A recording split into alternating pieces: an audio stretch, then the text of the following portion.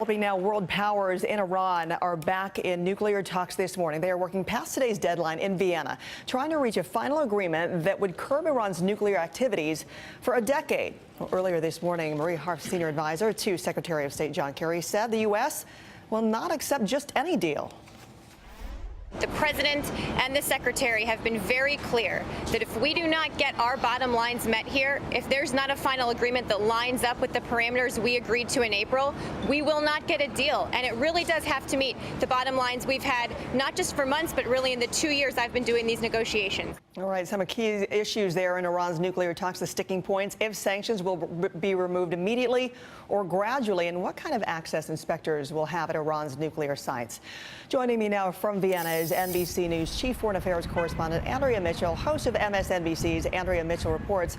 Andrea, good to see you there. I want to ask you, how hopeful are negotiators with both sides today that they can reach an agreement, especially with concern from the United States, with some backtracking from Tehran negotiators?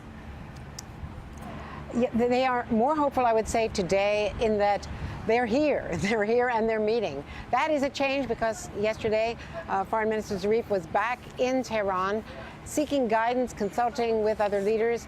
He was asked when there was a photo op today when he had his first meeting with the U.S. delegation. The Iranian and American delegations were together, as well as the others, the Europeans. And he was asked, did you come back with a mandate from Tehran? And he said, I already had a mandate for a final deal, and I hope we can reach one.